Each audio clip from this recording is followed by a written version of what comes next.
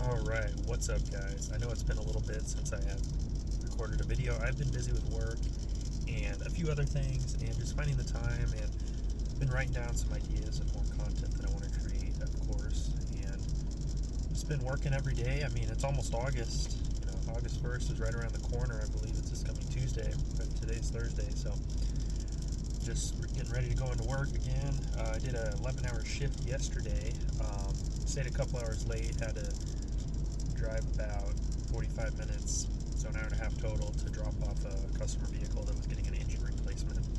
So, which is an extensive process. So I think they called and were like, "Yeah, we're almost done. Still getting it ready."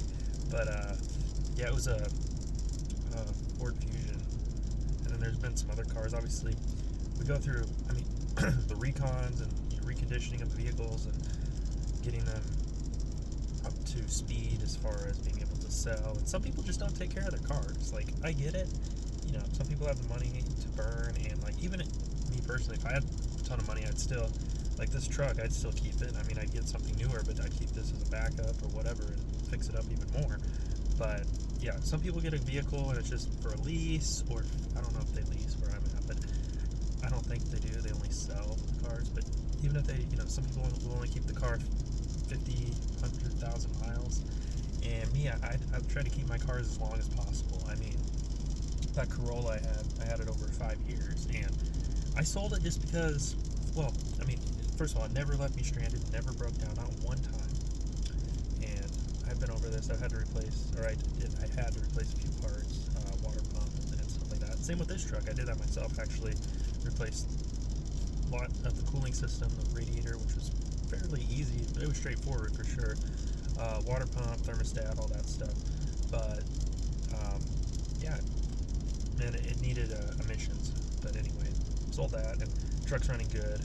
I do plan on getting another vehicle, nothing new, but at least not right now, but an older car, probably a little newer than this, but we'll see. My friend has 2 Mazdas. He had a Mustang that he sold to his neighbor. He has an 84 Pontiac Trans Am, which is pretty dope.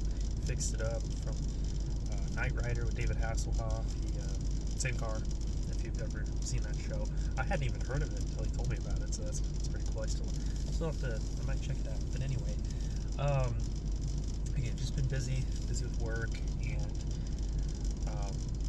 yeah, so we've been still, for the most part, tracking macros. On the days I don't track, I'll eat intuitively. I'll know, am I overeating? Do I have enough protein for the day? How are my calories looking? Enough carbs, enough dietary fats. And as far as your carbs go, you want those from complex carbohydrates as well as fiber. You don't want simple sugary carbs, unless you're I think it was in Badwater. So the Badwater ultra marathon, 135 miles, might as well be 135 in Death Valley, 120, 126. They'll actually eat junk food because it's a very quick digesting carb source. It enters the bloodstream like that and just gives you that instant fuel, right?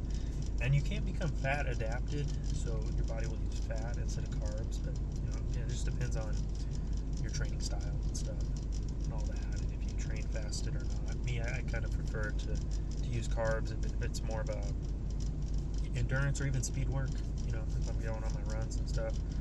And it also helps with recovery just from lifting weights as well, getting enough macros, protein, carbs, dietary fats. But anyway, just having a C4. This flavor is spot on. Starburst, 0 sugar, of course, 0 calorie, and yeah, I'd recommend this one. I've had it before. So that being said, I just want to do a quick video going into work here in about 20 minutes. So yeah, just had a little bit of breakfast, had a protein shake, having some water, energy drink.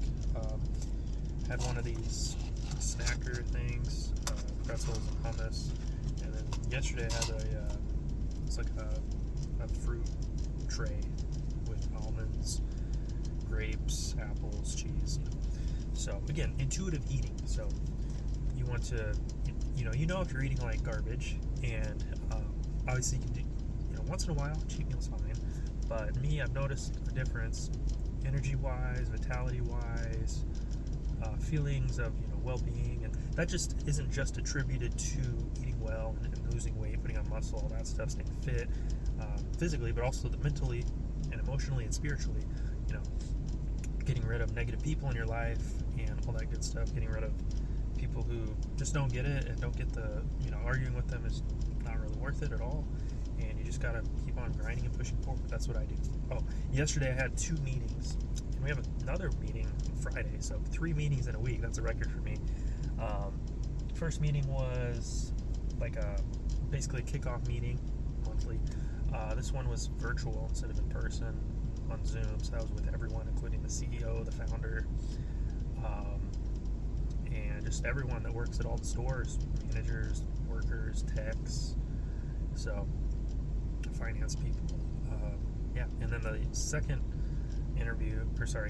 meeting was with the service director, the service manager, and me, myself, and the techs and stuff. So just going over, the first one was about sales and company values and all that stuff. The second one was more about on the service side,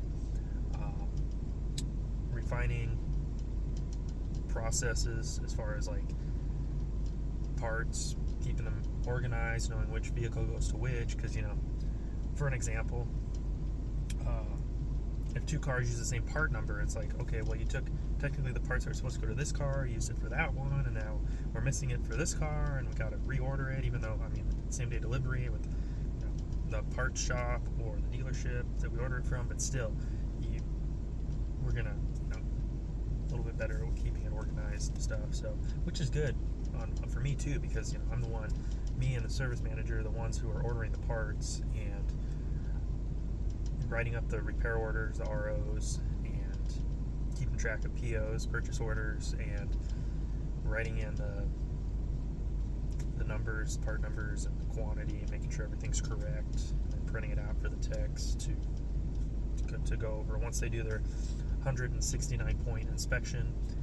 So whenever we get new cars in from the auction or from whatever it happens to be, whether it's another store, the auction, stuff like that. So I'm going to wrap this video here. I will be creating more content. Thank you guys for watching. Just a little bit of what's been going on, a few updates, and I will see you guys in the next one. Follow me on Instagram if you haven't already, at KeganNation. I try to post there as often as I can. Not quite daily, but at least a few times a week. So I will see you guys in the next one. Keep on trucking.